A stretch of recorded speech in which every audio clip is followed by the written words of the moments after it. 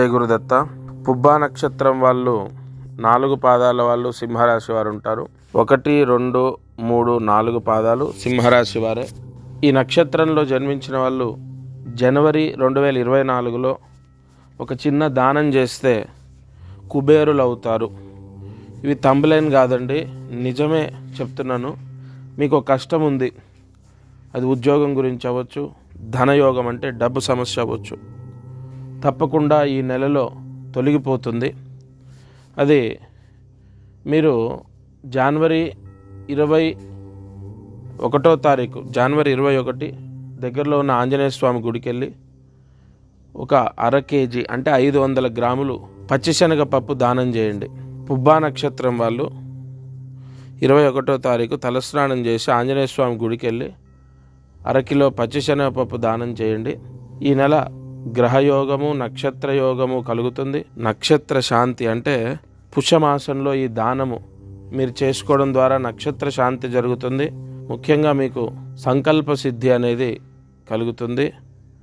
ఈ చిన్న దానాన్ని 21వ తారీఖు మాత్రమే ఆచరించాలి. ఎందుకంటే ఇక్కడ దానము అన్నది ఎంత గొప్పదో, సకాలంలో ముహూర్తంలో ఇస్తేనే మనకు దోష నివారణ జరుగుతుంది.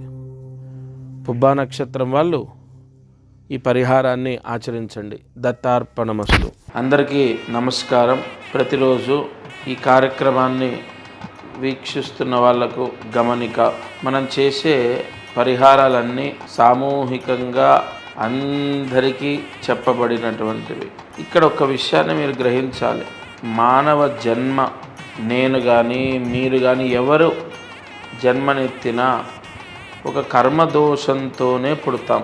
ఆ కర్మదోషము విముక్తయ్యి మనకు అనేక కష్టాలు పోవాలంటే జాతకమే దానికి బలమైన ఆధారం. కావున ఎవరైతే ఈ ఛానల్ చూస్తున్నారో వాళ్ళకు విపరీతంగా, అంటే ఈ ఛానల్ చూడండి, దీంట్లో చెప్పిన పరిహారాలు చేయండి, ఓకే, అయినా కూడా మీ కష్టాలు తొలగలేదు, లేదా విపరీతంగా కష్టాలున్నాయి, ఇంట్లో సమస్యలు ఉన్నాయి, అమ్మాయి విషయంలో అబ్బాయి విషయం, ఇలా అనేక విషయాల్లో సమస్యలు ఉన్నాయి అన్నప్పుడు తప్పకుండా మీ జాతకాన్ని పరిశీలింప చేయించండి. ఈ భూమండలం పైన జన్మించిన ప్రతి ఒక్కరూ వారి జాతకాన్ని చూయిస్తారు చాలా వరకు, అంటే ఇక నమ్మకాలు లేని వాళ్ళు తప్ప.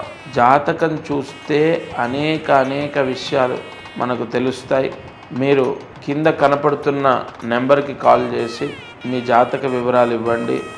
తప్పకుండా నేరుగా నేనే స్వయంగా మీతో మాట్లాడతాను.